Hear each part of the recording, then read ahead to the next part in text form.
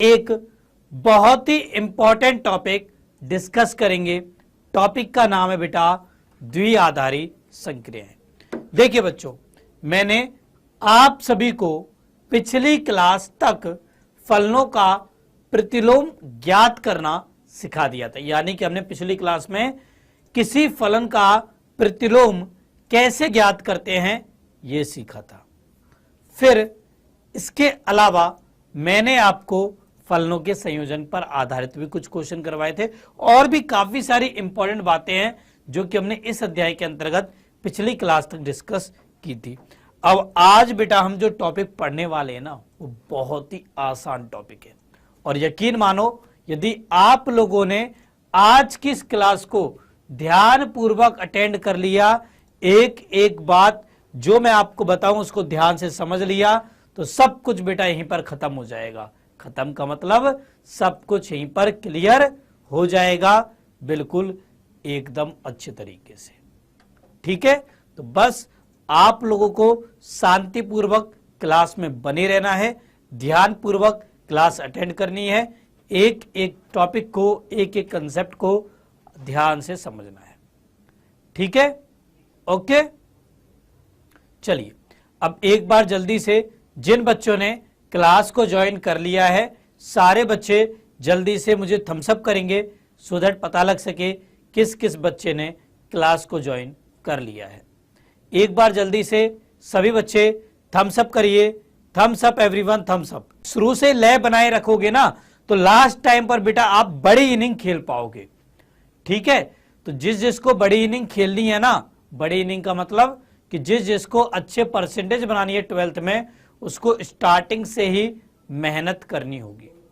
यदि आप बेटा स्टार्टिंग से मेहनत करोगे तो आखिरी में आपको ज्यादा दिक्कतें नहीं होंगी। ठीक है, और ये देखा भी गया है, मैं भी खुद काफी टॉपर से मिला हूं, डिफरेंट डिफरेंट स्टेट्स के डिफरेंट डिफरेंट टॉपर से मिला हूं।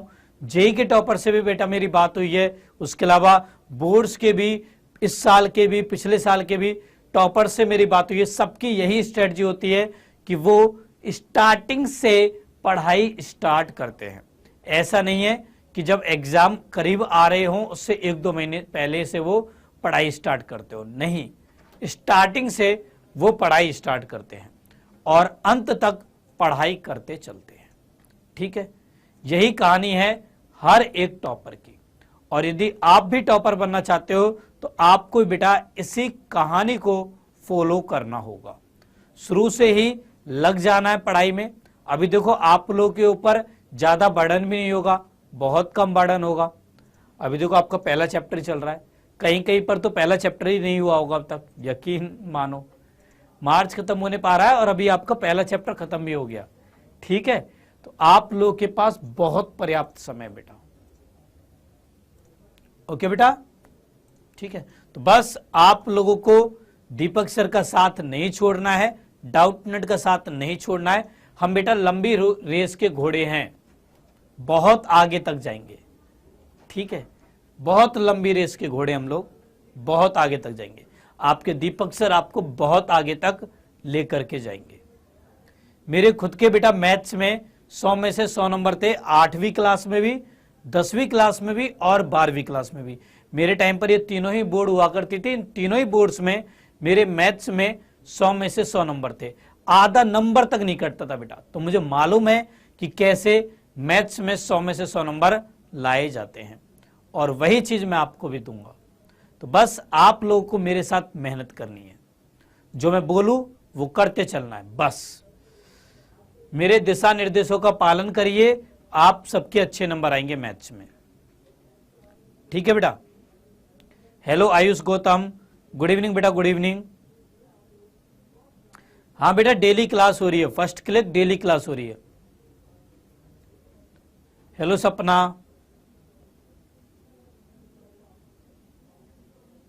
Good evening everyone, good evening.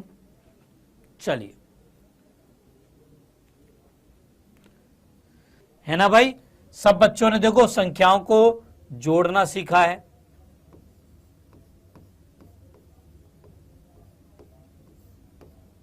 घटाना सीखा है, गुणा करना सीखा है और भाग देना सीखा है। ये 4 संक्रियाएं आप सबने बेटा करी हैं, है ना। जोड़, घटा, गुणा और भाग, ये 4 मूलतः संक्रियाएं हैं जो कि आपने बेटा अपने बचपन में की है।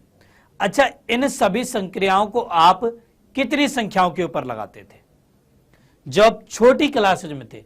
जब बेटा आपने जोड़ना सीखा ही था तब आप कितनी संख्याओं को आपस में जोड़ते थे? एक बार बताइए जरा मुझे चैट सेक्शन में लिख के। जब आपने अपने बचपन में संख्याओं को जोड़ना सीखा ही था तो सबसे पहले आप कितनी संख्याओं को जोड़ते थे आपस में? बताइए मुझे, बताइए, जल्दी से बताइए बेटा, जल्दी से बताइए बच्चों, आप कितनी संख्याओं को जोड़ते थे? सर हमें नहीं मालूम, हमें नहीं मालूम सर, हमसे मत पूछा करो। है भाई, ऐसा ही है। तेजांकर ने बताया 2। क्या केवल एक ही बच्चा क्लास देख रहा है क्या? प्रतीक्षा ने भी 2 बताया, फर्स्ट क्लिक ने 2 बताया। देखो पहले एक बच्चा बताता है फिर उसके बाद बच्चे बताते हैं। क्यों भाई, कॉपी करते हो उसकी? फिर भी अभी कितने कम बच्चों ने बताया, देख लो। क्या इतनी भयानक चीज पूछ ली क्या भाई मैंने? सिंपल सी चीज पूछी आपसे कि जब आपने जोड़ना स्टार्ट किया था तो सबसे पहले आप कितनी संख्याओं को जोड़ते थे? 2 संख्याओं को, है ना। घटाते कितनी को थे? 2 संख्याओं को। गुणा कितनी का करते थे? 2 संख्याओं का। भाग कितनी का देते थे? 2 संख्याओं का। मतलब आप इन चारों संक्रियाओं को 2 संख्याओं के ऊपर लगाते थे। ठीक है, 2 संख्याओं के ऊपर बेटा आप इन चारों संक्रियाओं को लगाते थे।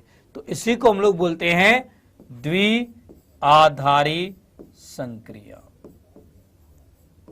द्विआधारी संक्रिया, नाम से पता लग रहा है। द्वि मतलब 2, आधारी मतलब आधार वाली। 2 आधार वाली संक्रिया को हम द्विआधारी संक्रियाएं कहते हैं। मतलब वो संक्रियाएं जो किन्हीं 2 संख्याओं के ऊपर लगती हैं उन्हें हम द्विआधारी संक्रियाएं कहते हैं। ठीक है, अब ये तो हमने नॉर्मल बात करी। यदि हम द्विआधारी संक्रिया की उचित डेफिनेशन देखें तो उचित डेफिनेशन देखिए बेटा क्या होती है। तो द्विआधारी संक्रिया जो होती है ना बेटा, ये एक विशेष प्रकार का फलन होती है। ठीक है, इसको हम स्टार से व्यक्त करते हैं।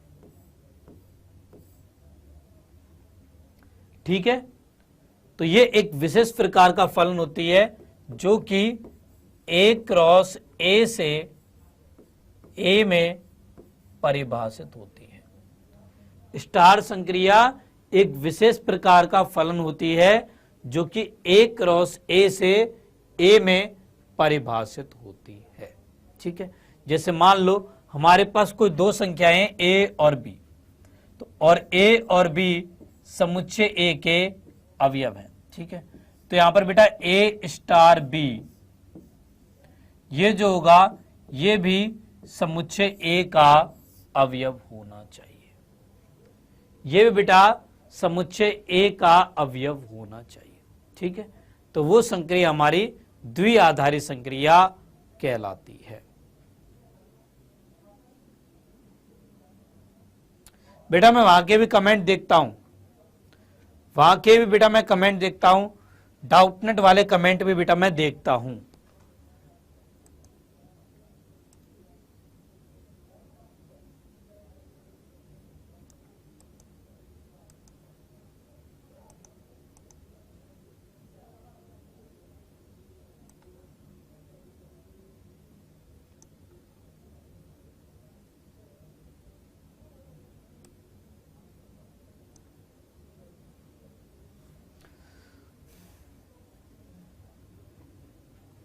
उन कमेंट को भी बेटा मैं देख रहा हूं। ठीक है,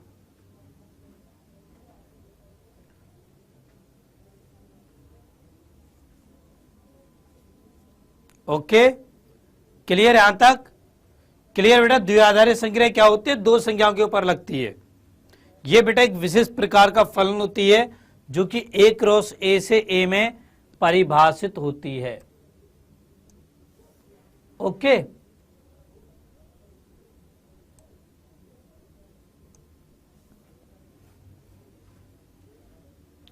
ठीक है बेटा, ठीक है। चलिए अब देखो इसके कुछ एग्जाम्पल देखते हैं, कुछ उदाहरण देखते हैं। तो यहां पर उदाहरण है, सिद्ध कीजिए कि आर में, आर यानी वास्तविक संख्याओं के समुच्चय में योग, अंतर और गुणा ये तो द्विआधारी संक्रियाएं हैं, किंतु भाग आर में द्विआधारी संक्रिया नहीं है। साथ ही सिद्ध कीजिए कि भाग ऋणोत्तर वास्तविक संख्याओं के समुच्चय आर स्टार में द्विआधारी संक्रिया है। ठीक है, ओके। तो यहां पर बेटा हमारे पास में एक संक्रिया है स्टार, जो कि पहले वाले केस में आर क्रॉस आर से आर में परिभाषित है। ठीक है, अब यहां पर हमें 3 संक्रियाएं दी गई हैं, योग, अंतर और गुणा। ये तो द्विआधारी संक्रियाएं हैं, जबकि भाग नहीं है। ये मुझे सिद्ध करना है। देखो कैसे सिद्ध करेंगे। तो सबसे पहले हम बात करते हैं योग संक्रिया की। अब योग संक्रिया क्या कहती है कि ए स्टार बी बराबर होगा ए प्लस में बी के।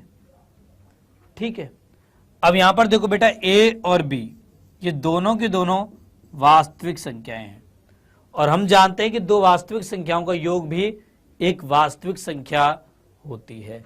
तो हम यहां पर कह सकते हैं कि ए प्लस बी ये भी बिलोंग्स टू आर होगा। ठीक है, तो इसका मतलब बेटा ये एक द्विआधारी संक्रिया है। ठीक है, तो अतः योग द्विआधारी संक्रिया है। आप कोई भी दो वास्तविक संख्याओं को लेकर देख लो, उन दोनों का योग सदैव वास्तविक संख्या ही होती है। ठीक है, तो अतः योग द्विआधारी संक्रिया है। ठीक है, अब इसके बाद बात करते हैं हम अंतर की। तो अंतर संक्रिया क्या होती है? अंतर संक्रिया ये होती है बेटा ए स्टार बी बराबर ए माइनस बी। अब देखो चूंकि ए और बी ये वास्तविक संख्याओं के समुच्चय से ली गई हैं, और हम जानते हैं कि दो वास्तविक संख्याओं का अंतर भी सदैव वास्तविक संख्या होती है। ठीक है, हेलो विकास गुप्ता, गुड इवनिंग बेटा, गुड इवनिंग।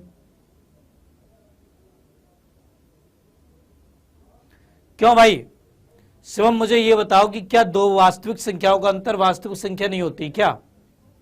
बताइए शिवम मुझे, क्या दो वास्तविक संख्याओं का अंतर वास्तविक संख्या नहीं होती है क्या? बताओ बेटा मुझे, सारे बच्चे बताइए मुझे, क्या दो वास्तविक संख्याओं का अंतर वास्तविक संख्या होती है या नहीं होती है? यस और नो में बताइए। यदि होती है तो यस लिखिए, नहीं होती है तो नो लिखिए। होती है ना भाई?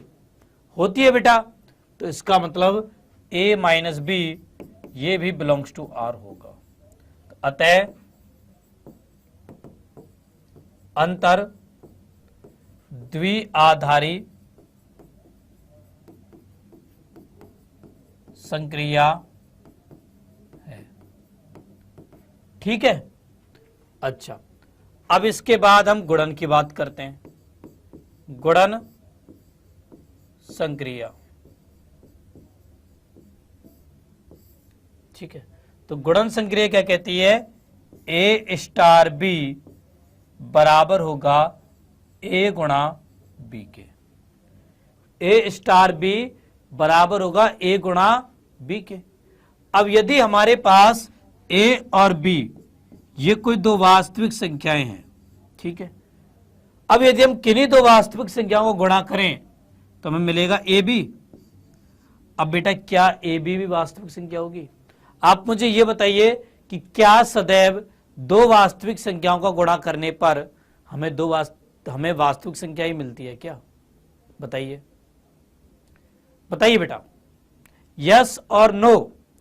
दो वास्तविक संख्याओं का गुणा करने पर सदैव वास्तविक संख्या ही मिलती है, हां या नहीं? बताइए मुझे, सही बात है ये भाई? दो वास्तविक संख्या गुणा करोगे तो आपको वास्तविक संख्या ही मिलेगी।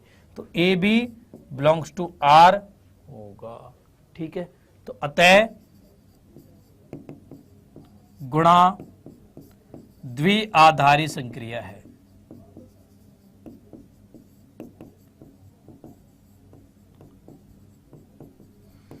ठीक है। अच्छा, अब बात करते हैं भाग संक्रिया की। भाग संक्रिया,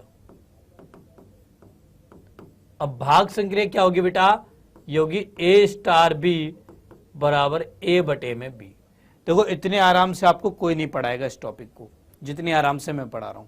यदि अभी भी आपके भेजे में नहीं बैठ रहा तो बेटा कोई और बैठा भी नहीं सकता। ठीक है, तो यहां पर मैंने आपको बताया कि भाग संक्रिया क्या होते हैं, ए स्टार बी बराबर ए बटे में बी। अब मुझे बताइए कि यदि ए और बी ये वास्तविक संख्याएं हों तो क्या सदैव ए बटे बी ये वास्तविक संख्या होगी? यस या नो? बताइए बेटा, क्या यदि ए और बी वास्तविक संख्याएं हों तो क्या सदैव ए बटे बी वास्तविक संख्या होगी? हाँ या ना में मुझे बताइए। यस और नो में बेटा बताइए, क्या होंगी? सदैव होंगी? सुमित कुमार ने बोला है नो, बाकी सब यस बोल रहे हैं।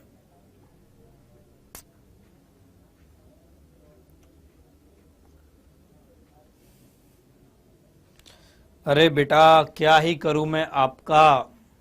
अच्छा मुझे ये चीज बताना, ये बताना 5/0 क्या ये वास्तविक संख्या है? बता बेटा, क्या 5/0 वास्तविक संख्या है? ये मुझे बताओ आप लोग।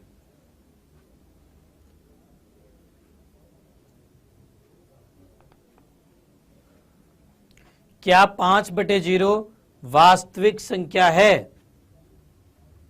नहीं है ना? तो फिर आप कैसे कह रहे थे कि भाई ए बटे बी सदैव वास्तविक संख्या होगी?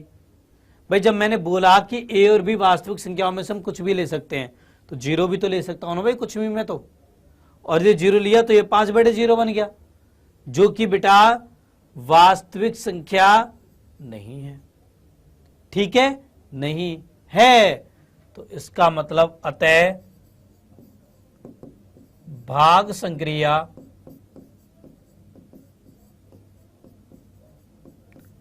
आर में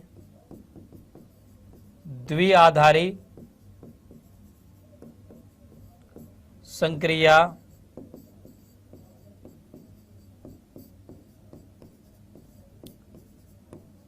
नहीं है। भाग संक्रिया आर में द्विआधारी संक्रिया नहीं है।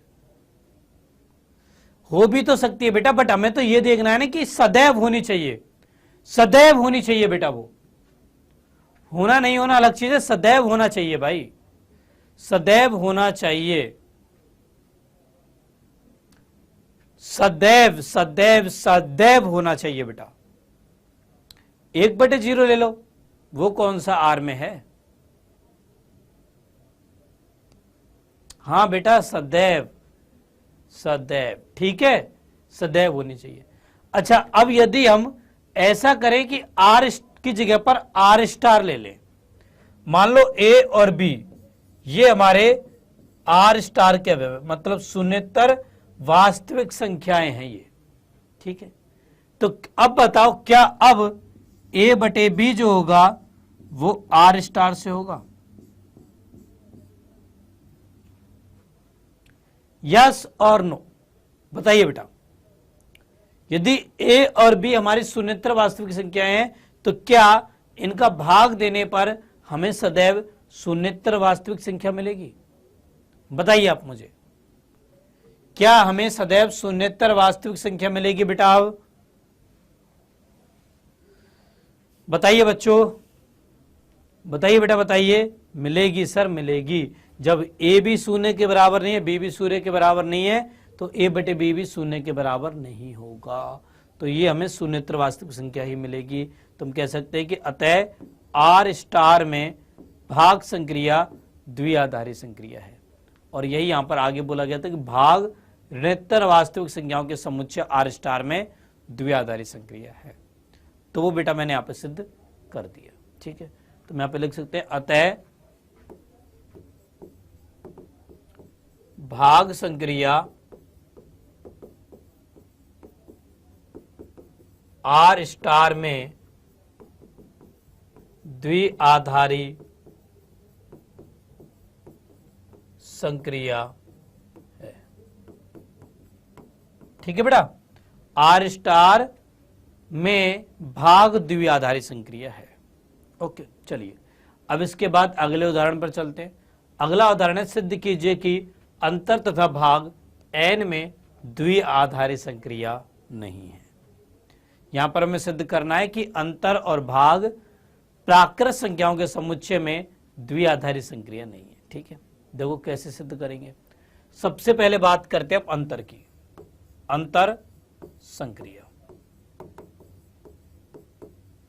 तो अंतर संक्रिया क्या कहती है कि a स्टार b बराबर होगा a माइनस में b के।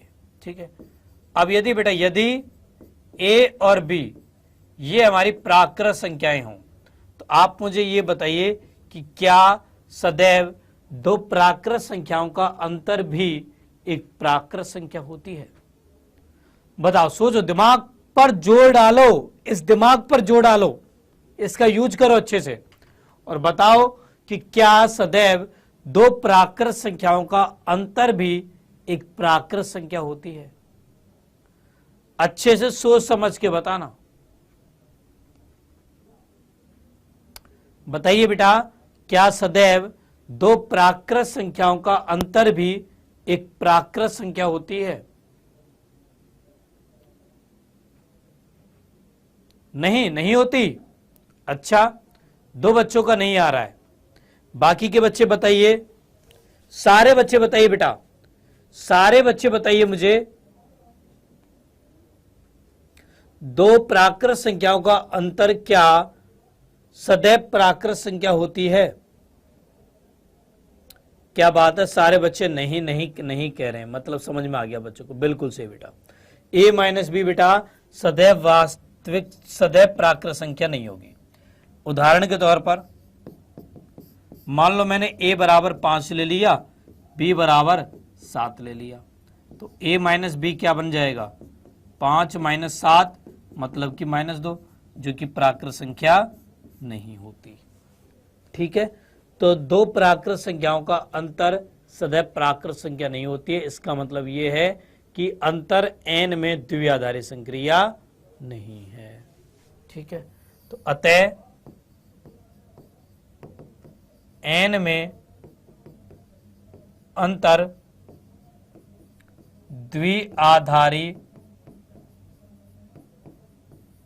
द्विआधारी संक्रिया नहीं है। क्लियर बेटा? चलिए अब इसके बाद आ जाते हैं भाग संक्रिया पर। भाग संक्रिया क्या है भाई? भाग संक्रिया, भाग संक्रिया है a स्टार b बराबर a बटे b। देखो बेटा, ये स्टार है ना, इससे हम द्विआधारी संक्रिया को दर्शाते हैं। ठीक है, बस पूर्ण से हमें मतलब ही नहीं है ना। यहां पर तो हमारे पास समुच्चय क्या है?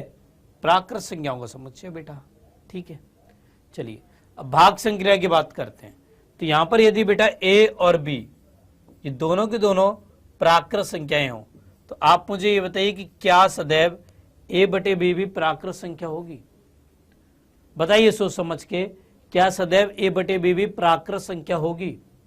यदि a और b प्राकृत संख्याएं हैं तो क्या इनका भाग सदैव प्राकृत संख्या होगी?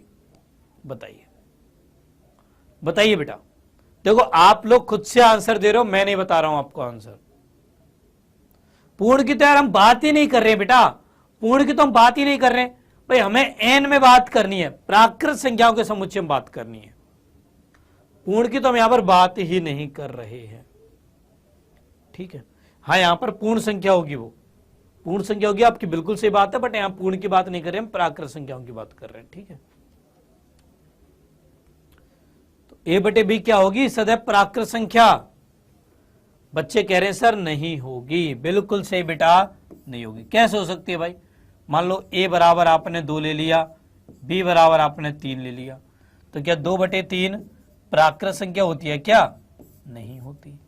सिंपल। तो हम कह सकते हैं कि अतः n में भाग द्विआधारी संक्रिया नहीं है, द्विआधारी संक्रिया नहीं है। क्लियर? प्राकृत संख्याओं के समुच्चय में भाग द्विआधारी संक्रिया नहीं है। और इस प्रश्न में बेटा मैं ये सिद्ध कर रहा था कि अंतर और भाग द्विआधारी संक्रिया नहीं है प्राकृत संख्याओं के समुच्चय में, और ये हमने यहां पे सिद्ध कर दिया। ठीक है, चलिए अब चलते हैं हम अगले प्रश्न पर। अगला प्रश्न है बेटा कि सिद्ध कीजिए कि संक्रिया स्टार r क्रॉस r से r में जो परिभाषित है a, b implies a plus 4b square द्वारा प्रदत्त एक द्विआधारी संक्रिया है। ठीक है, अब देखो बेटा, यदि a और b ये हमारे वास्तविक संख्याएं हैं। ठीक है, अब यदि बेटा b वास्तविक संख्या है तो इसका वर्ग भी वास्तविक संख्या होगी। भाई किसी वास्तविक संख्या का वर्ग सदैव एक वास्तविक संख्या होती है, ये बात आप मानते हो? तो b स्क्वायर सदैव वास्तविक संख्या हो जाएगी। अच्छा, 4b स्क्वायर ये भी वास्तविक संख्या होगी। अब यदि हम किसी वास्तविक संख्या में किसी अन्य वास्तविक संख्या को जोड़ें तो भी हमें वास्तविक संख्या मिलती है। तो a प्लस 4b स्क्वायर ये भी बेटा वास्तविक संख्या हो जाएगी। ठीक है, अब a और b हमारी वास्तविक संख्याएं हैं और a प्लस 4b स्क्वायर भी वास्तविक संख्या है। तो अतः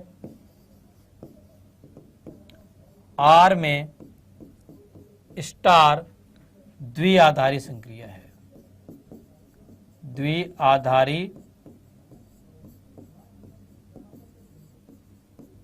संक्रिया है।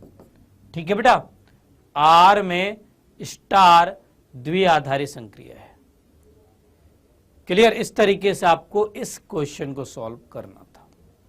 ओके, चलिए अब अगले प्रश्न में चलते हैं। अगला प्रश्न है सिद्ध कीजिए कि a, b जिसका मतलब है कि अधिकतम a, b द्वारा परिभाषित संक्रिया इस तरीके से r क्रॉस r से r में तथा a, b इंप्लाइज निम्नतम ab द्वारा परिभाषित संक्रिया r क्रॉस r से r में द्विआधारी संक्रिया है।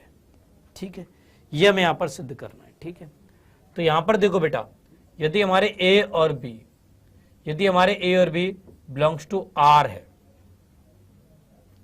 ठीक है, यदि हमारे a और b बिलोंग्स टू r है, ठीक है।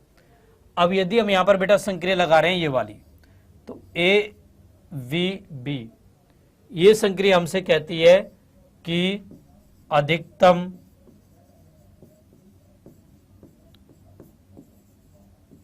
a, b, a और b में जो अधिकतम होगा वो यहां पे लिख लिया आएगा। ठीक है, अब मेरी बात ध्यान से सुनो, यदि a और b हमारी वास्तविक संख्याएं हैं तो इनमें से जो अधिकतम होगा वो भी तो वास्तविक संख्या ही होगी।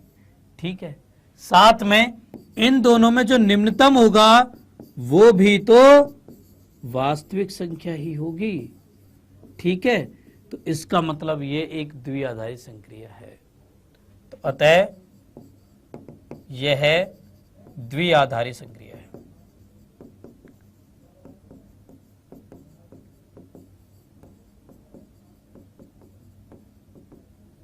क्या समझे इसका मतलब यहां से? क्या समझे बेटा यहां से? इसका मतलब ये समझे हम यहां से कि इनपुट जिस खेत से है ना, उसी खेत से आउटपुट भी आना चाहिए।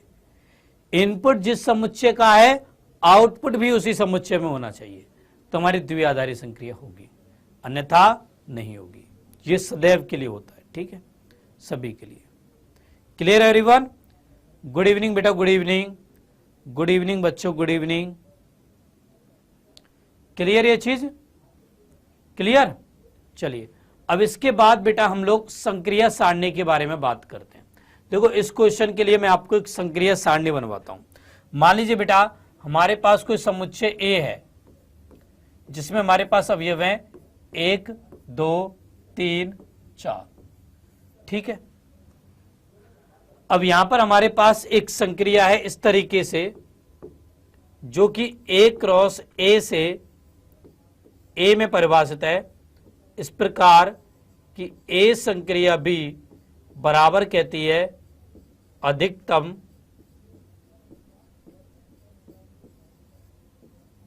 ए कॉमा बी। अब मुझे इसकी संक्रिया सारणी बनानी है, तो देखो संक्रिया सारणी कैसे बनाएंगे, ध्यान से समझना इसकी संक्रिया सारणी कैसे बनाएंगे। तो यहां पर बेटा हम एक इस तरीके से टेबल बनाएंगे, इधर की तरफ तो हम लिखेंगे ए को, इधर की तरफ हम लिखेंगे बी को, ठीक है। तो ए का मान 1 हो सकता है, 2 हो सकता है, 3 हो सकता है और 4 हो सकता है। बी का मान 1 हो सकता है, 2 हो सकता है, 3 हो सकता है एंड 4 हो सकता है। यही मान संभव है, ठीक है। अब देखिए एक संक्रिया एक क्या होगा, तो ये हो जाएगा अधिकतम 1,1। अब 1 और 1 में अधिकतम क्या है 1, तो यहां पर आ जाएगा बेटा 1, ठीक है। देखो 1 और 2 में अधिकतम 2, तो यहां पर 2 आएगा। 1 और 3 में 3 है, 1 और 4 में 4 है, 4 आ जाएगा। अब 1 और 2 में अधिकतम 2 है, 2 और 2 में 2 है, 2 और 3 में 3 है, 2 और 4 में 4 है। 1 और 3 में 3 है, 2 और 3 में 3 है, 3 और 3 में 3 है, 3 और 4 में 4 हो जाएगा। 4 और 1 में 4 है, 4 और 2 में 4 है, 4 और 3 में 4 है, 4 और 4 में 4 है। तो ये बेटा हमारे पास एक सारणी बन चुकी है, इसी को हम लोग बोलते हैं संक्रिया सारणी। यही बेटा संक्रिया सारणी कहलाती है, ठीक है। अच्छा, अब ये तो हमने अधिकतम की बात करी। मान लो हमारे पास एक संक्रिया है इस तरीके से, ये भी A क्रॉस A से A में परिभाषित है।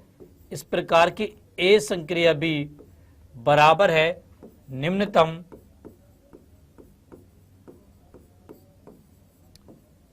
A कॉमा B, ठीक है। अब मुझे इसकी संक्रिया सारणी बनानी है, तो कैसे बनाएंगे। अगेन देखो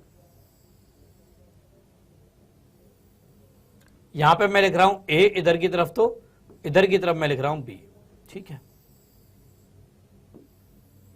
A का मान 1 हो सकता है, 2 हो सकता है, 3 हो सकता है एंड 4 हो सकता है। B का मान 1 हो सकता है, 2 हो सकता है, 3 हो सकता है एंड 4 हो सकता है, ठीक है। अब देखिए बेटा एक संक्रिया एक क्या होगा, तो इसका मतलब है निम्नतम 1,1। अब 1 और 1 में सबसे छोटा क्या है बेटा, 1 और 1 में सबसे छोटा क्या है ये बताओ मुझे, क्या है सबसे छोटा 1 और 1 में, बताइए बेटा मुझे। 1 और 1 में सबसे छोटा क्या है, सर 1 ही तो है, ठीक है भाई। अच्छा 1 और 2 में सबसे छोटा क्या है, 1 और 2 में सबसे छोटा क्या है 1। 1 और 3 में सबसे छोटा क्या है 1। 1 और 4 में सबसे छोटा 1। 2 और 1 में सबसे छोटा 1। 2 और 2 में 2। 2 और 3 में 2। 2 और 4 में 2। 1 और 3 में 1। 2 और 3 में 2। 3 और 3 में 3। 3 और 4 में 3। 1 और 4 में 1।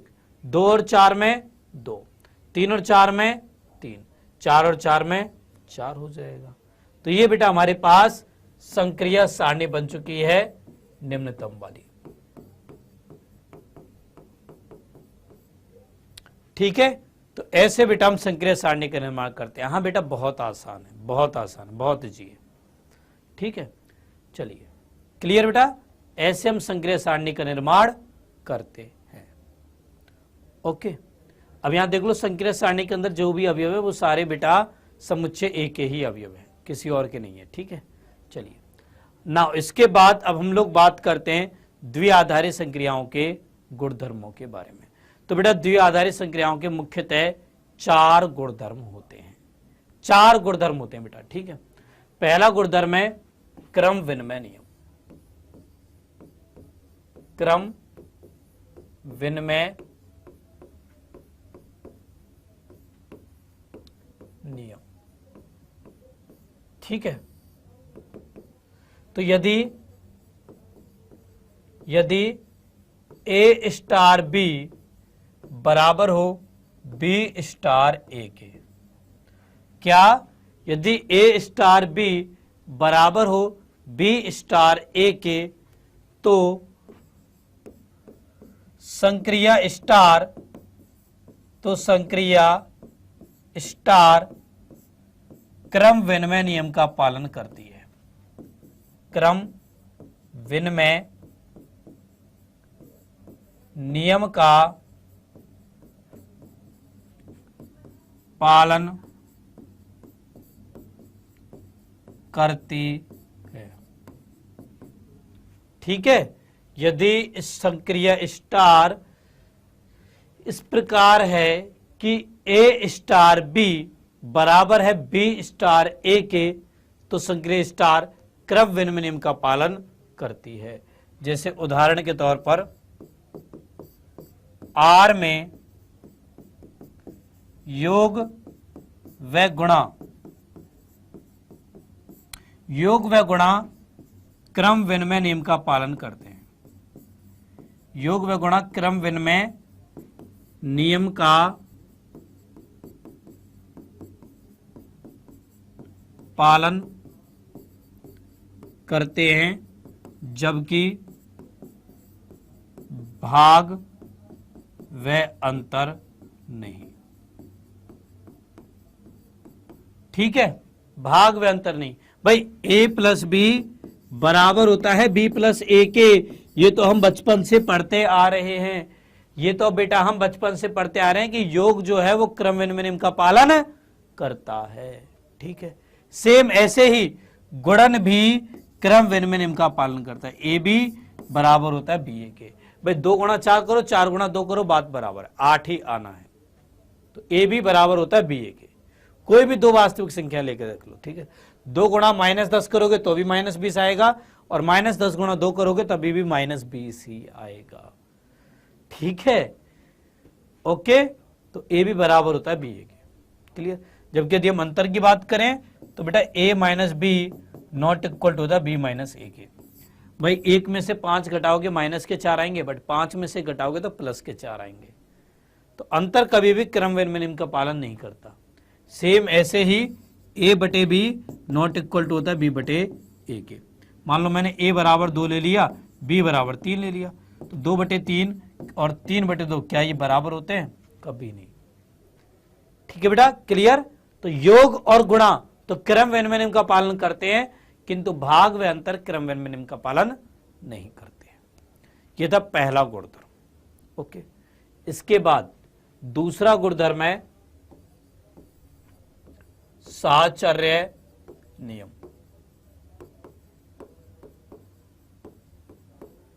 अब साहचर्य नियम क्या कहता है? ए स्टार बी स्टार सी ये बराबर होता है ए star of B star c के, ठीक है। तो यदि ए स्टार बी स्टार सी बराबर हो ए star of B star c के, तो स्टार साहचर्य नियम का पालन करती है, साहचर्य नियम का पालन करती है, ठीक है। अब अगेन आर में योग व गुणन साहचर्य हैं, मतलब ये साहचर्य नियम का पालन करते हैं, परंतु भाग व अंतर नहीं,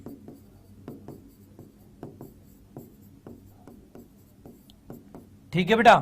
आर में योग और गुणा तो साहचर्य नियम का पालन करते हैं, परंतु भाग और अंतर नहीं करते। ओके। अच्छा, इसके बाद तीसरा गुणधर्म है तत्समक का अस्तित्व। तत्समक का अस्तित्व, ठीक है। अब मान लो बेटा आपके पास कोई संख्या है a, इस संख्या a के साथ आप एक अन्य संख्या e के साथ में संक्रिय लगा रहे हो, ठीक है। अब यदि a स्टार e बराबर है a के, बराबर है e स्टार a के, तो e को संक्रिया स्टार का तत्समक अवयव कहते हैं। तत्समक अवयव कहते हैं, ठीक है। जैसे 0 योग संक्रिया का तत्समक है, जैसे 0 योग संक्रिया का तत्समक है, और 1 गुणा संक्रिया का। भाई यदि आप किसी भी संख्या में 0 को जोड़ोगे आपको वही की वही संख्या मिलेगी, राइट। और किसी भी संख्या में आप 1 का गुणा करोगे आपको बेटा वही की वही संख्या मिलेगी, ठीक है। तो 0 योग संक्रिया का तत्समक है और 1 गुणा संक्रिया का तत्समक है। ये आपका तत्समक अवयव क्या होता है? वह अवयव जिसके लिए a स्टार e बराबर e स्टार a हो, तो हम e को संक्रिय स्टार का तत्समक अवयव कहते हैं, ठीक है। अच्छा, इसके बाद चौथा गुणधर्म है प्रतिलोम का अस्तित्व। प्रतिलोम का अस्तित्व, ठीक है। अच्छा, यहां पर हमारे पास कोई संक्रिय स्टार है जो कि a क्रॉस a से a में है, ठीक है। यहां पर a समुच्चय a का अवयव है। अब यदि e बिलोंग्स टू a इस प्रकार हो, ठीक है, ये भी चीज लिख लो। सेम ऐसे यहां पर भी हमारे पास संक्रिय एक स्टार है जो कि a क्रॉस a से a में परिभाषित है। अब मेरे पास यहां पर a और b है जो कि समुच्चय a के अवयव है। इस प्रकार की a स्टार b, यदि a स्टार b बराबर है e के, बराबर है b स्टार a के, ठीक है, तो b को a का प्रतिलोम अवयव कहते हैं। प्रतिलोम अवयव कहते हैं, ठीक है बेटा। b को a का प्रतिलोम अवयव कहते हैं, ठीक है। जैसे R में योग संक्रिया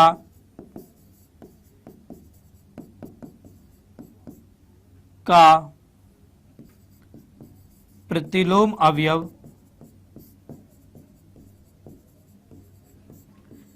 A के लिए -a है, जबकि गुणा संक्रिया के लिए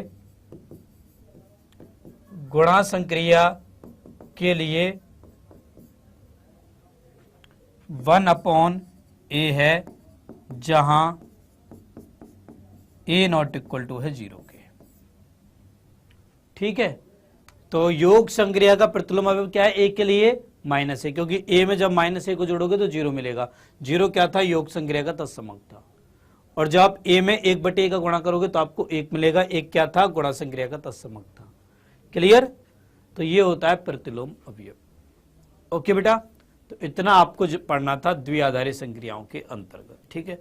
अब बस कुछ क्वेश्चंस हैं वो हम नेक्स्ट क्लास में डिस्कस करेंगे, ठीक है। तो अगली क्लास में बेटा मैं आप सभी को द्विआधारी संक्रियाओं पर आधारित भी क्वेश्चन करवाऊंगा। उसके अलावा बोर्ड एग्जाम के पॉइंट ऑफ व्यू से संबंध और फलन, इस पहले चैप्टर से जो भी क्वेश्चन इंपॉर्टेंट होंगे वो भी मैं आपको करवा दूंगा, ठीक है। अब इस चैप्टर के आपके सारे टॉपिक, सारे कंसेप्ट खत्म हो चुके हैं।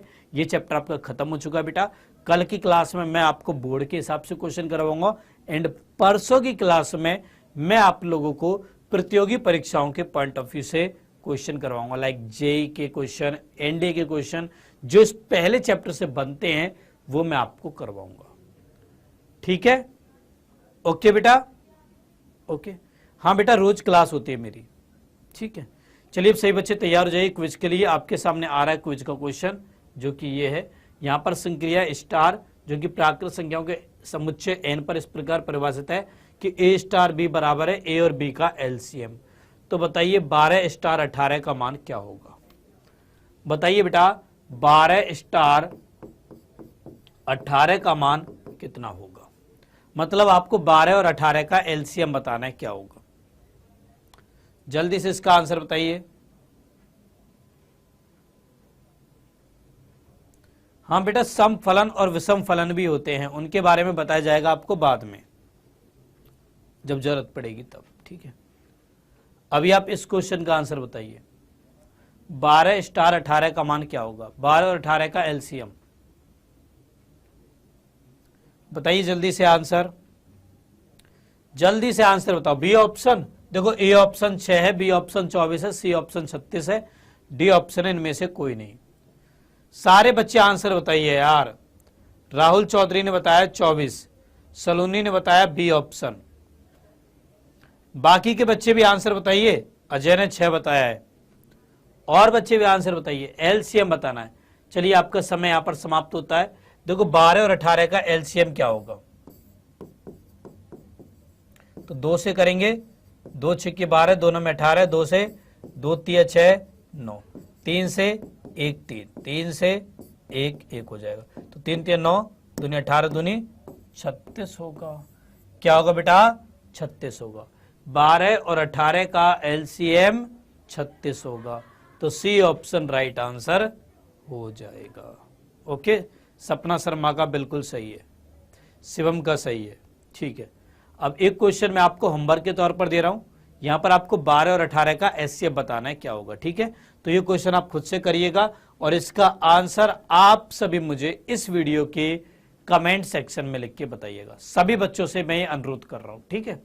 चलिए बेटा, अब आपके प्यारे दीपक सर आप लोगों से विदा लेते हैं। जल्दी ही बेटा मेरी मुलाकात होगी आप सभी से नेक्स्ट क्लास में।